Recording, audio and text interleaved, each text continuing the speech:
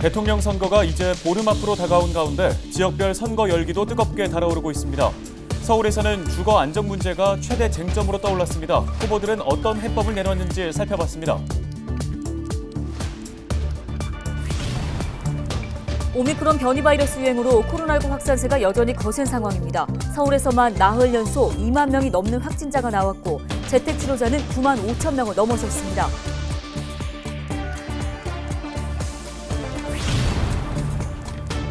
오미크론의 치명률은 0.13%로 델타와 비교해 안정적인 수준이지만 전문가들은 합병증의 위험에서 자유로울 수는 없다며 백신 접종과 마스크 쓰기 등 개인 방역을 철저히 하는 등 감염되지 않도록 계속해서 주의해야 한다고 조언했습니다.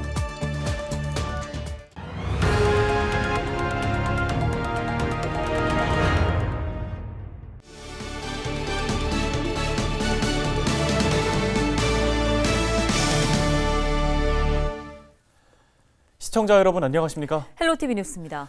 대통령 선거가 약 2주 앞으로 다가왔습니다. 지난주 공식 선거운동이 막을 올리면서 지역별로 선거 열기도 뜨겁게 달아오르고 있는데요. 네, 서울에서는 주거 안정 문제가 최대 쟁점으로 떠올랐습니다. 후보들은 과연 어떤 해법을 내놓았을까요? 심나혜 기자가 보도합니다. 대통령 선거 여야 후보들은 결국 공급 부족이 서울 집값 폭등을 불러왔다고 진단했습니다.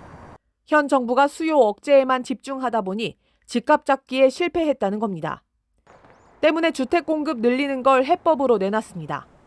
이재명 더불어민주당 후보는 서울에 48만 호를, 윤석열 국민의힘 후보는 50만 호를 시장에 신규 공급하겠다고 약속했습니다.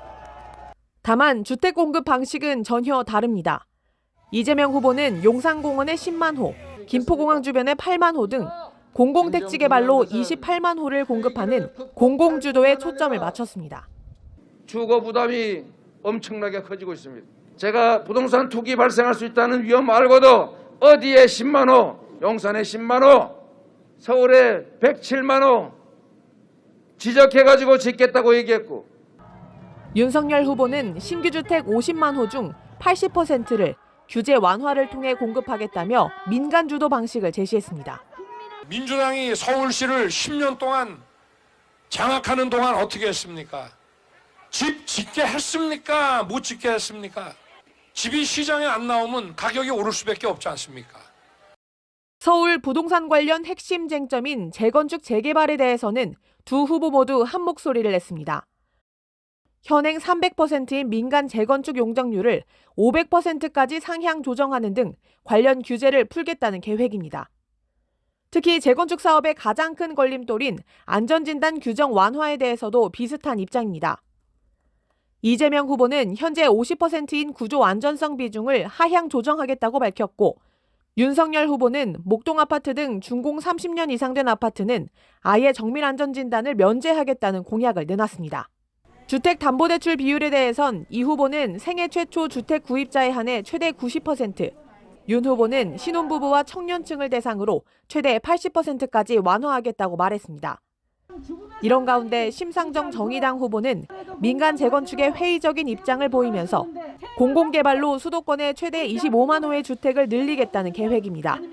안철수 국민의당 후보는 재개발과 리모델링을 추진하는 등 수도권에 150만 호의 주택을 공급하겠다고 약속했습니다. 헬로티비 뉴스 심다혜입니다. 코로나19의 확산세는 주말에도 계속됐습니다. 나흘 연속으로 2만 명이 넘는 확진자가 나왔는데요. 코로나19 소식 손성혜 기자가 정리했습니다. 확진자 증가는 재택치료자 확산으로 이어지고 있습니다. 치료 중인 재택치료자는 서울에서만 9만 5천 명을 넘었습니다. 이런 가운데 관악구에선 확진 판정을 받은 50대 남성이 연락이 끊긴 채 숨진 사건이 발생했습니다. 서울시는 당일 확진자 긴급 안내 문자를 발송하는 등 관리를 강화하기로 했습니다.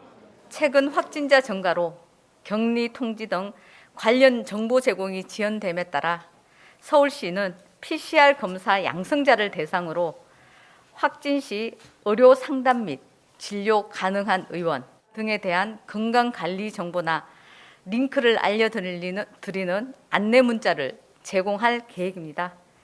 21일 0시 기준 서울시 신규 확진자는 2만 18명입니다. 지역별로는 양천 787명, 은평 489명입니다. 연령대별로 보면 지난주 65살 이상 확진자 비율은 2주 전에 비해 감소했지만 12살 이하 어린이 확진자 비율은 증가세에 있습니다. 서울시 3차 백신 접종률은 58.4%로 집계된 가운데 21일부터 노바백스 백신 사전 예약이 시작됐습니다. 지금 예약하시면 3월 7일부터 접종이 가능하며 자녀 백신으로는 당일 접종도 진행되고 있습니다. 18세 이상 미접종자는 적극 참여해 주시기 바랍니다. 코로나19 먹는 치료제 팍스로비드 투약 대상에 40대 이상 기저질환자가 추가됐습니다. 치료제는 동네 병의원에서 전화 상담 후 처방받을 수 있습니다. 헬로티비 뉴스 손성입니다.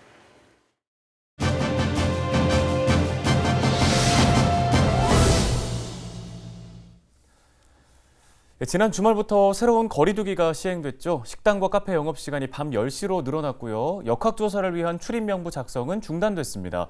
하루에 신규 확진자가 10만 명 안팎으로 나오고 있는 이 상황에서 다소 완화된 거리두기 조치가 과연 적절할지, 또 언제쯤 유행이 정점을 지나서 감소세로 전환될지 짚어보겠습니다. 네, 가톨릭의대 백순영 명예교수 전화 연결해서 관련 이야기 나눠보겠습니다.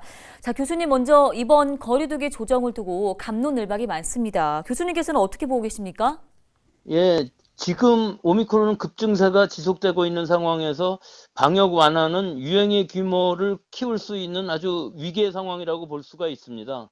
일단 급증세가 둔화되는 것을 확인하고 우리 의료체제가 최악의 상황에서도 충분히 감당 가능하다고 판단되는 시기에 완화하는 것이 맞기는 합니다만, 이 자영업자 등 이 방역 통제에 대한 수용성을 고려하여서 최소한의 완화를 결정하고 아마 3주 기간 안에라도 완화 또는 강화에 탄력적인 방역을 할 것으로 보입니다. 네, 확산세가 정점을 찍고 나서 점차 줄어들 것이라는 전망이 많은데요. 이 정점이라고 하면 신규 확진자가 얼마나 발생을 하는 게 좀 정점이라고 볼 수 있는 건지, 또 기간이 얼마나 유지될 거라고 보시는지 궁금합니다.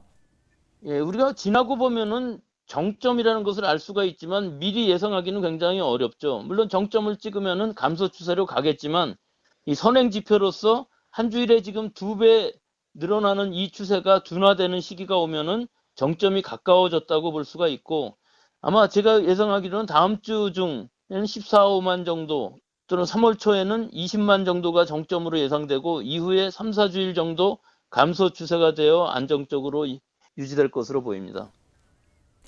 예, 교수님, 그나마 유일한 희망이 이 오미크론이 팬데믹의 마지막 절차일 것이다. 다음 변이는 더 약할 것이다. 이런 이야기인데요. 교수님께서는 어떻게 전망하십니까?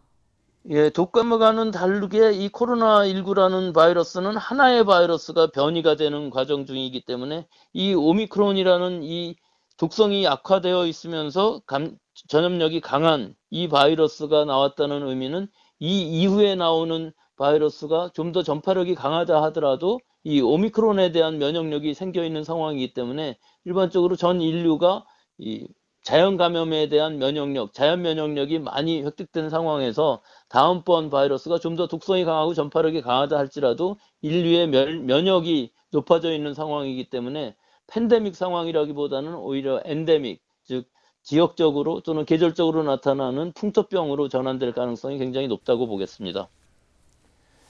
예, 여기까지 듣겠습니다. 지금까지 백순영 가톨릭의대 명예교수였습니다.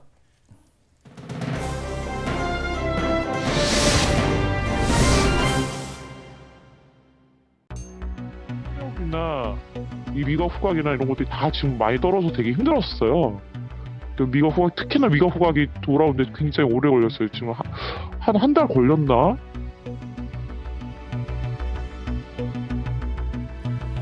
네, 코로나19에 감염됐다가 완치된 한 40대 여성의 이야기였습니다.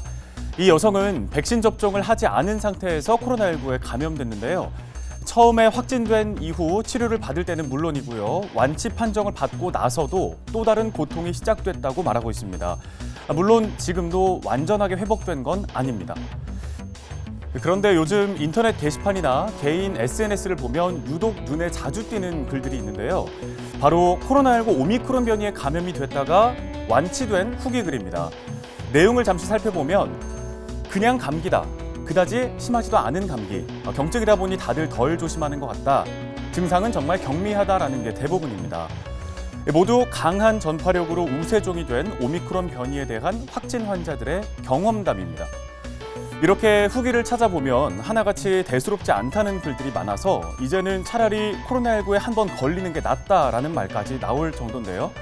그렇지만 의료진들은 오미크론 변이 아직 다 알려지지 않은 게 있을 수도 있고 또 합병증의 위험에서 여전히 자유로울 수 없다고 강조하고 있습니다. 호흡기 이외의 침범의 가능성은 기존의 코로나19보다 좀 낮을 것으로 추정이 되지만 어느 정도 낮은지 그리고 또 일부 또 심혈관계 질환 침범으로 인한 다른 합병증에 대한 위험이 있을 수가 있기 때문에 우리가 감염의 정도를 약하게 하거나 좀 최소한 안 걸리실 수 있도록 노력하는 것들이 중요할 수 있겠습니다. 네, 코로나19 세계적 유행이 종지부를 찍고 종식이 선언되는 그날까지는 조심 또 조심해야겠습니다. 지금까지 헬로티비 브리핑이었습니다.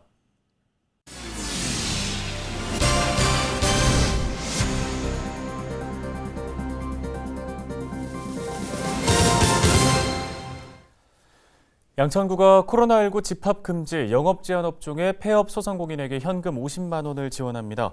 지원 대상은 2020년 3월 22일 이후부터 신청일까지 폐업한 집합금지, 영업제한 업종의 소상공인입니다. 매출액과 상시 근로자 규모가 소상공인 기준에 부합하고 폐업 전 90일 이상 영업한 경우에 지원받을 수 있는데요. 부는 폐업한 사업체를 기준으로 대표자에게 현금 50만 원을 지급합니다. 지난해 지원금을 받은 사업체는 제외됩니다. 신청을 원하는 소상공인은 5월 31일까지 해누리타운 4층 일자리 플러스 센터로 방문해 접수하시기 바랍니다. 뉴스 마칩니다. 여러분 고맙습니다.